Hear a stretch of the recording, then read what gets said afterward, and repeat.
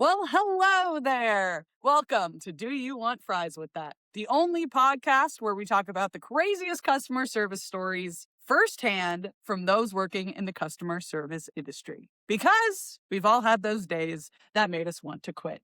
And let's be honest, this is the only therapy we can afford. I'm your host, Elana Rose, and I'm here to serve up your culinary tea, piping hot. Welcome to the show. I'm still workshopping that, but Great, here we are. great. That's amazing. Welcome to episode 9 of the podcast. Before I introduce my guest to you today, I just want to give a shout out for my shirt. My cousin made this, and so I just wanted to shout her out. I will link her. Randy Joe Thunderhill. So if you like what you see, not including yours truly, you can go and purchase one of these from her. Anyway, we have a guest today. Tell us your name. Hi, I'm Luke Scorcio. Luke Scorcio. Are you Italian? Hi, I'm Italian. It's Yes. Italian. Like a yes. quarter Italian, half Norwegian, hence the beard And the red. and the red. The red There of it the is. beard. Luke, where did me and you meet? Hugo's Restaurant. In West Hollywood, California. Yeah, I have a feeling we won't be talking about them today, so that's... No, I That's figured fair. you already know all about that, so that would be kind of pointless. We worked at Hugo's in COVID-y times. So this was during the time when we were wearing masks and everyone had to not see how we were looking at them, really. Just our eyes and not our actual facial expressions. Masks, face shields, gloves. Yes. Did you change your gloves after every time you did anything at any table? Because you were there before me, so you were right. I got hired in the when they were the first comeback time, when it was like in June, I think, and they Yeah. were like, "Oh, everything's normal again. You can go back." And then they were like, "No, it's not." Nothing's normal. So yeah, I got hired, and then the day that we were supposed to open, they were like, "You can't. You can only have outdoor dining." And so it was just outdoor dining. Exactly. And it was the patio, and then they built that patio. The grotto, The grotto in the parking lot. which is now no more. They took it away. Man, no, you haven't been there that long. I guess not. Man, I probably haven't been there like a year. I've been there a couple of times since I Yeah. left. But yeah, now it's like, or at least last time I was there, it was like a to-go, like Oh, parking kind of thing. yes, I do. You know what? Yeah. I do remember. I guess I just blacked out the fact that I was just there in that spot. Yep. The grotto. So, Luke, how long have you been working in the customer service industry for in all of realms of possibility? It's like 17 years because the first job I ever had was at Culver's in Wisconsin. Classic. And I worked there for the entire time through most of college, like high school to college. And then for like 2 years, I worked through the university and I didn't work there. And then I moved out here and then I've been. What was it like working at Culver's? Honestly, like, not to be a company man, the best run Really? restaurants I've worked at were Culver's. See, I would have never Yeah. guessed that. Just like super high quality, super like cleanliness, like caring about everything. The people that worked at, like people who were, like supervisors and stuff are now like owners of the Culver's I worked at. Wow. Because they worked there their whole lives. Yeah. Like that was like their first job or second job, and they've worked there ever since. And now it's been, 19 years or whatever since I started over there. Isn't that what they say about like In-N-Out and stuff too? Or am I thinking of Dutch Bros? Something where it's like people really enjoy their time there. I think In-N-Out treats people pretty good. Yeah. Yeah. I don't know. Someone from In-N-Out come on the show and tell me about it if you want to. Customer service, 17 years. And what is it that you've mainly done? How many different jobs or hats have you worn? Many. Because I started at Culver's as a line cook, and then I got trained to do front of house too, which is like a cashier. It's like a fast casual restaurant. Okay. So you order food, you take a number, we bring it out to you. And then I was a supervisor there. As soon as I turned 18 and I could be a supervisor, they made me a supervisor. Right. And I was a supervisor for... You paid what, an extra $2 more? I made, 50 cents. I think the most and I was like a supervisor who like ran the restaurant, right? Like I would manage labor. Yeah. I knew every position. I would count the money and put it in the safe and prepare to the deposit and do the paperwork. The most I ever made was $9. No! Oh, Could you get tips as a supervisor? No, I didn't have tips. There was no tips there. When I started off, I think minimum wage was like $5.50 or something, and I made $6. And then I got, yeah, anyway. And this was also like, long time ago. But that's what I'm thinking about. It was like that. Yeah. Just the below double-digit amount of there's so many places, though, around the country, because like we live in California, so it's different here. Yeah. But how I'm like, oh, in some places it's still, like $4 an hour as a server, and you make only the amount you need to in tips. So you served, you bartended, all that kind of stuff. I've washed dishes, served, bartended, bussed, cooked for a long time, been a kitchen manager. I've done many things. And so you've prepared you have a story you'd like to share? I have a story, yes. And with that story, super vital, super important question. Do you want fries with that? I do want fries with that. Yes! Okay. Stay put. What is happening? Stay put. What? Oh, man, the anticipation. Oh, man, what could it be? These are just indeed, though, humdrum fries. They didn't get any, like curly fries or waffle fries. These are fries, just fries. There's some type of seasoning on and they them, do, because I seasoned them because I wanted be fancy. Cheers. This is just also humdrum ketchup. Wait, you made these fries or you ordered them from somewhere? No, I always frozen. Okay. And then I have an air fryer. Because I never use my air fryer at this point.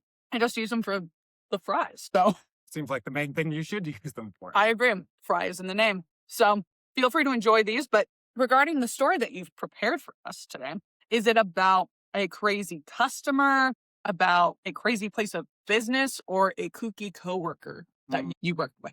I would say crazy place of business. Is it possible if I tell two stories, which they're about the same place? Yeah. Is that all right? Yes, of course. The rules here are very loose. Thank the Lord. I was getting scared. Actually, the first story is a shorter story about fries in a way. Okay. So it's very appropriate. Very appropriate. Tell us your trauma. It is trauma. We want to hear your drama. When I first moved to LA, the first job I got was at Red Robin, working in the kitchen. Red Robin.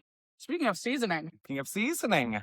Great fries. Great fries. All you can eat. Did you know that? I should remember that. It's been a while since I've been to her. You really didn't remember? That's the whole thing.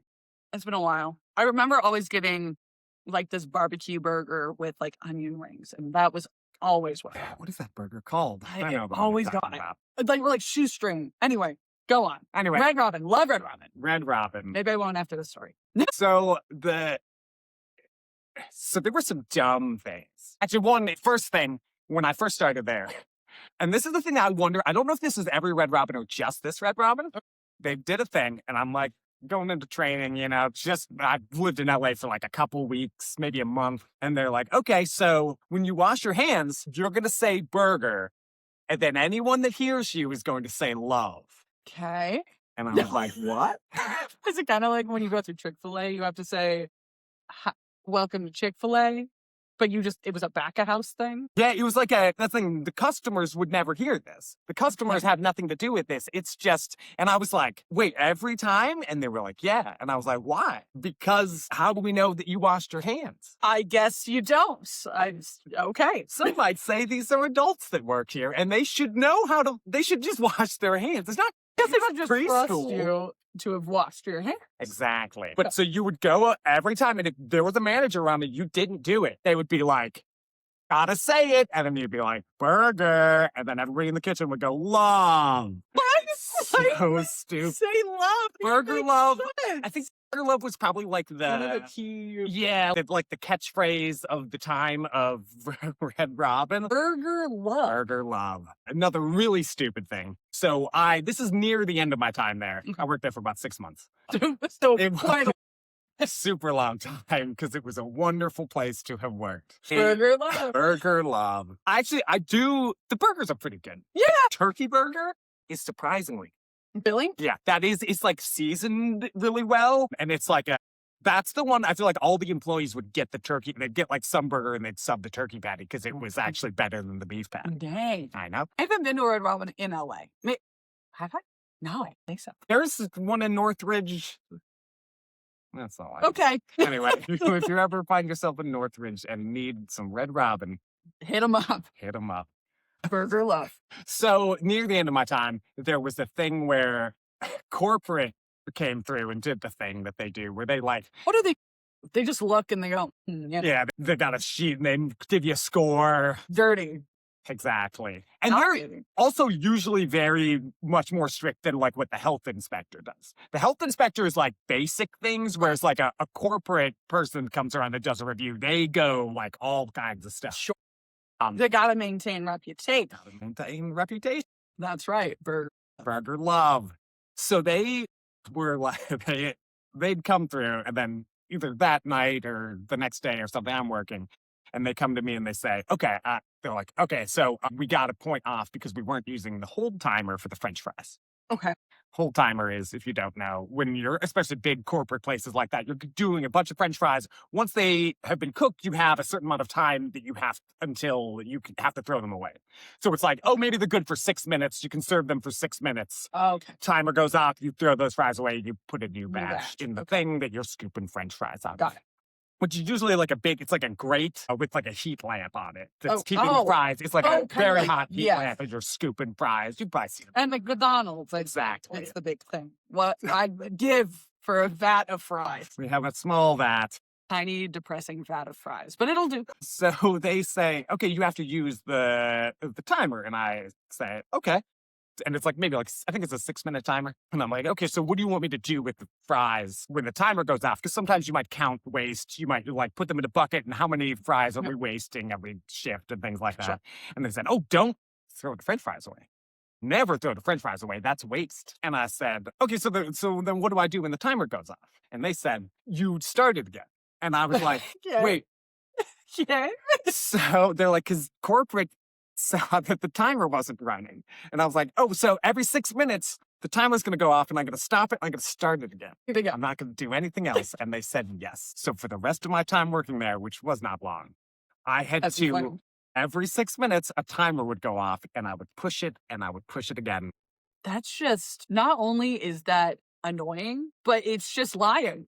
Oh, yeah, You're just absolutely. lying. In that place, it also was so high volume. You're like going through the fries like Well, it's crazy. like, if you're like, we're going to serve fries after 6 minutes and it's Yeah. fine, who cares? Unless it's like, Yeah. And that's the thing, we probably weren't selling fries after 6 minutes because you're just going through Yeah. them. Like you're scooping them up and you're going through as fast as you can make them.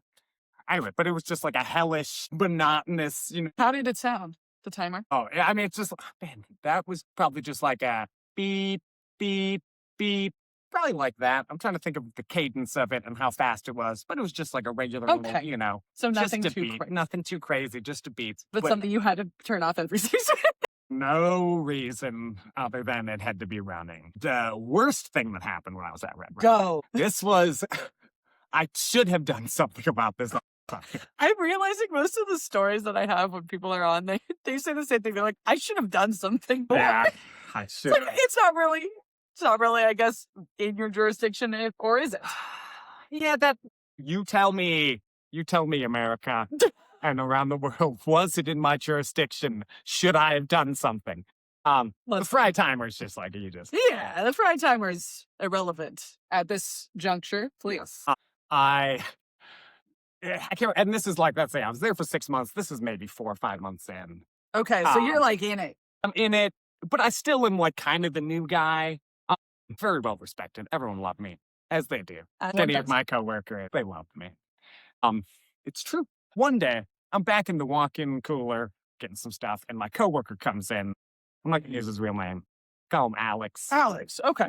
Alex comes in. Alex comes in. And he's like, hey, this is also one of my favorite coworkers from there. Super chill guy. Sure. Cared a lot. Not the fastest worker, but like somebody who puts a lot of he really cared about putting out a good product. Sure. He comes in and he's like, hey, can I ask your opinion about something? I don't know what to do. And I was like, yeah, sure. And he's like, so the kitchen manager burned me the other day. And he shows me like welts on his arm. Okay. And I'm like, what? He's like, I was carrying some like cases of fries and he took a hot spatula that was in the, do you know what salamanders? No. It's like a broiler thing. It's basically like a box. It would go over like a grill or something. If you're making like a French onion soup or something, and you will like melt the cheese on top, or like a mac and cheese, put it up in the salamander. Got it. Anyway, he had a hot spatula from the salamander, and he was like, "Speed up, Alex, move faster," and he burned him on his arm to like get him to move faster. Okay. And I was like, "You should tell someone." I think that man just brandished you with a hot iron. I was like, "You should tell the GM." I was like, I don't know if you feel comfortable with them, but I was like, there's this other manager who I like feel super comfortable with. Maybe talk to them first, but like, you should absolutely tell someone. Yes. So I was like, oh, you should tell the general manager. And if you don't feel like super comfortable with them, there's this other manager who I'm comfortable with. And you could like go to them and be like, what should I do in this situation? How do we handle this? Definitely tell someone. Yes. Yeah. So he goes, oh, yeah, thanks. Yeah, that's good advice. I'm surprised that he came to you first to ask if he should tell somebody. Is it because he just was like, is this normal? Like, was he just trying to be like, is this like, am I making a big deal out of this? Because yeah. And I think that there's also a culture, especially in like kitchens, of like kind of like manly, everything's fine. Bullying is kind of normal. Sure. There's things like that where it's like, I don't want to be a wimp and be like, this man just burned me, but I'll be fine. Exactly. Not just like burned, like oops, like full on. Like burned on purpose. purpose. Yeah, not good. So a couple days later, I'm working, maybe like a Friday night. That guy's also working. Kitchen manager comes in, walks up right behind him, and he's like, you smell that? I think we got a rat. I think we got a rat in this kitchen. And I'm just like, what? And he follows him around. He's just following him around being like, remember when I gave you those days off a couple weeks ago? I don't know if I'm going to be able to do stuff like that in the future because I hear we got a rat. Oh my God. What the hell? How do these people get management positions? How do they do it? Horrible. These little bullshitters just end up being leaders. What the fuck, dude? And I'm just like, I don't know what to do. Just standing there just like making some French fries, pushing the timer. The 6 minutes he's going. Goes on and he goes, we have a rat. So eventually this guy goes back into the walk-in and I go after him and I'm like, are you okay? I'm like, and he's like, I'm fine. I'm like, do you want me to like do something? Like, do you want me to like say something? Like, I don't know. And he was like, it's totally fine. I'm cool. And I was like, this is like fucked up. Like, he shouldn't be doing that. Now this is, what's it called? Like, you learn about this. You learn about this. How many times, I swear, every time I hear stories about this actually happening in the workplace, I'm like, you guys got trained how to not do this. Yeah. You know not to do this. Well, you shouldn't have to be trained to not No, do this. you shouldn't. This is But just like there's plenty of human- things. Those are stories for another day, but like working in like big corporate settings and then something egregiously inappropriate happens and you're like, we watched a whole sexual harassment training thing for people like you.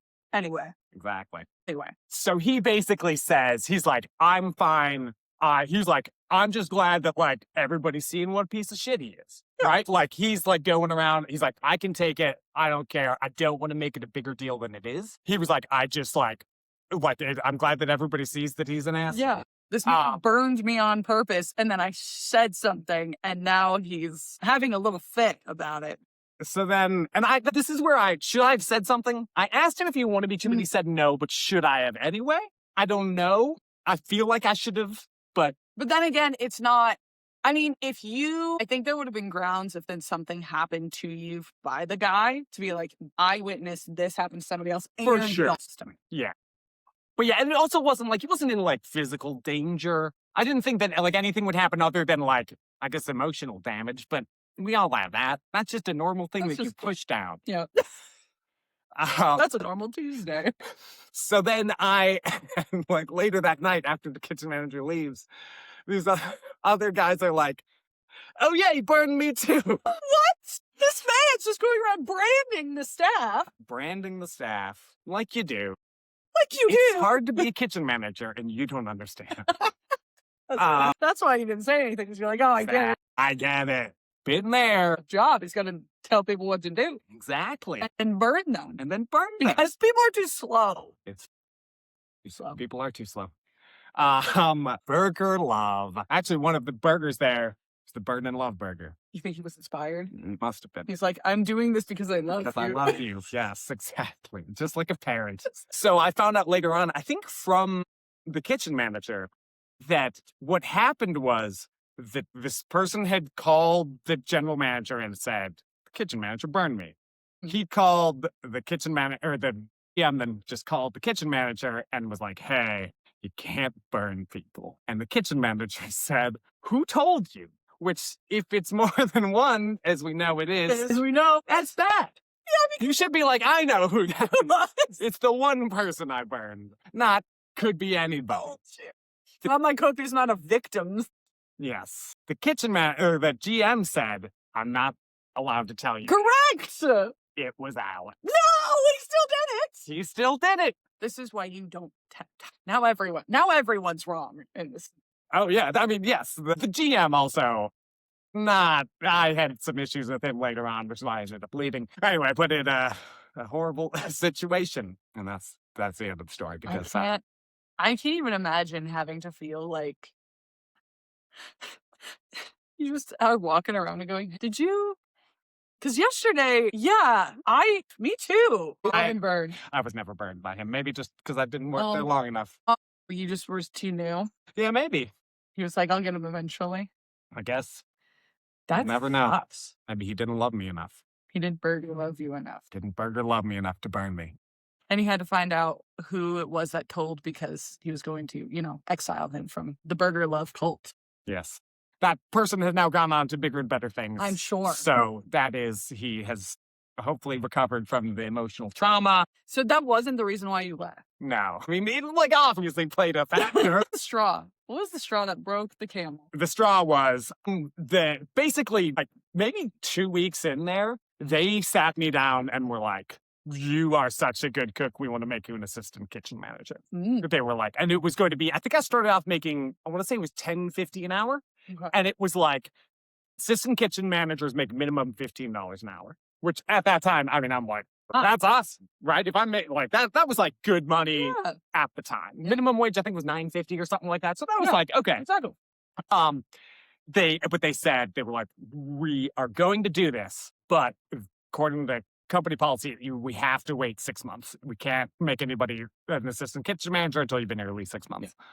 That makes sense. Like, whatever. So, and then the holidays come and go. And that's like the biggest season for that restaurant. And then they were like, everyone else is going to get their hours cut, but not you. Because you're special. Because you're special. You're special boy. And then they cut my hours. And then I was like, hey, I wasn't going I was getting my hours cut. What's going on? I need money. I thought I was a special boy, and now I'm not. And they said, I'm sorry, we just can't do anything, labor. And I was like, okay, well, I'll work whatever. This is maybe I've been there 5 months. I was like, I'll dishwasher, busser, whatever you need. And they were like, I got nothing. Got no other shifts for you. And then I was like, okay, well, I know in 6 months I'm supposed to be an assistant kitchen manager. I just need to know if that's still going to happen, if I'm going to stick around. And they were like, probably not right away. Because there's this other guy, he's been here longer than you, and we don't really want to. But they said, look, I've given you the biggest raise, though, that we can give you at this point in your employment. You've been here for 5 months or whatever. And I was like, we have to do something for him. We have to give him a raise. And that raise is 20 cents an hour. And I was like, that's not enough. And then I immediately applied for another job and got a job and was gone in 2 weeks. Great. Anyway, strung me along and then.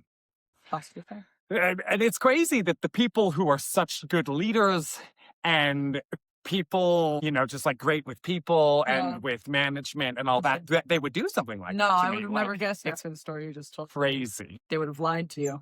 They lied to me. To your face. Yes. Probably the worst thing that they did to anybody at the restaurant was that they lied to me, obviously. After they paid me more than everyone else. Yes. And then lied to me. Um, Luke, with your time working in customer service, do you have any advice that you want to give to people out there who are working in it, grinding, the pavement? Is that wording for that? Grinding the pavement, making ends meet, feeling like it's kind of hopeless maybe at times. But what is something you would say from your experience working in customer service that kind of is like a little nugget of wisdom from your brain? A little nugget of wisdom. I feel like everything else sucks too.